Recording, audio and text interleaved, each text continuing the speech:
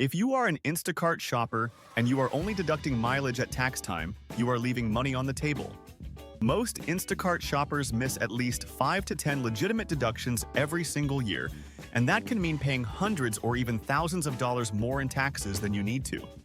Today, I am going through every hidden deduction Instacart shoppers miss, and some of these are going to surprise you. Welcome to the Freelancer's Wealth Blueprint, where we help gig workers and freelancers keep more of what they earn. Subscribe and hit that bell if you want weekly strategies to lower your tax bill. Let us start with the biggest deduction that most shoppers get wrong, and that is mileage. The 2026 standard mileage rate is 72.5 cents per mile. You probably already know that. But here is what many Instacart shoppers miss. Your deductible mileage is not just the drive from the store to the customer. It includes the drive from your home to the first store when you accept a batch, driving between stores if you have a multi-store order, driving from the store to the customer's door, and driving back home or to the next pickup. A lot of shoppers only track the delivery miles, the store-to-customer leg.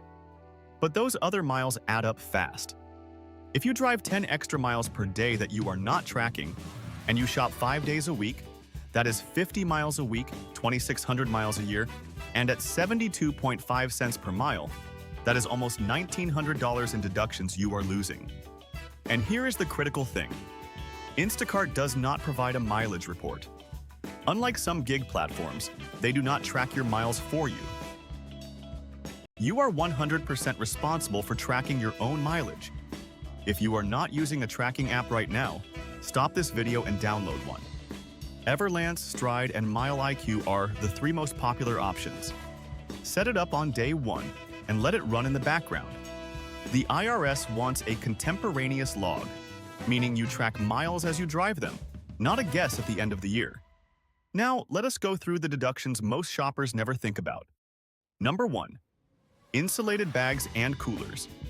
If you bought hot and cold bags, insulated totes, or a cooler to keep groceries at the right temperature during delivery, that is 100% deductible. These are ordinary and necessary business expenses. You cannot do the job properly without them, and they are not something you would buy for personal use. Number 2. Phone and data plan. Your smartphone is your entire business. You use it to accept batches, navigate to stores, scan items, communicate with customers, and confirm deliveries. The business use percentage of your phone bill is deductible. For active Instacart shoppers, that is often 60 to 80%.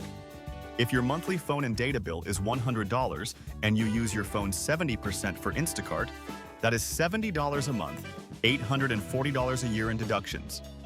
Number 3. Phone accessories. Your car mount, phone charger, charging cable, and even a protective phone case are deductible at the same business use percentage as your phone. These seem small individually, but they add up over the year. Number 4. Your hand cart or wagon.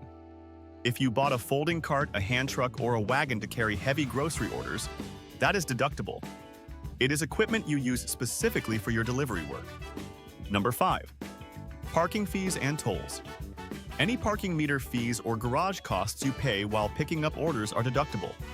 Same with toll charges on your delivery routes. These are deductible even if you are already taking the standard mileage rate, because the mileage rate does not include parking and tolls. Number 6. Car washes. This one surprises people. If you are using your car for Instacart deliveries, keeping it clean is a legitimate business expense. The business use percentage of your car wash costs is deductible. If you use your car 70% for business, 70% of each car wash is a write-off. Number 7.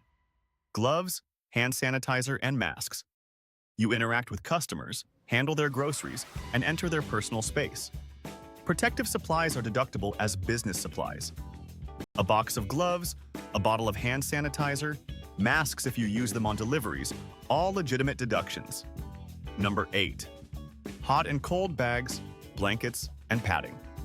Beyond the basic insulated bags, if you bought thermal blankets, padding to prevent items from shifting, or specialty bags for fragile items, those are all deductible business supplies. Now here is one that people always ask about. Comfortable shoes. Can you deduct your sneakers or walking shoes? The answer is almost always no. The IRS uses something called the Pevsner test, named after a tax court case. Clothing is only deductible if it is required for work and not suitable for everyday wear. Regular sneakers and comfortable walking shoes fail this test because you can wear them anywhere. However, if you buy slip-resistant work shoes specifically designed for commercial environments and you would not wear them casually, those may qualify. It is a fine line, so keep receipts and document why you need them.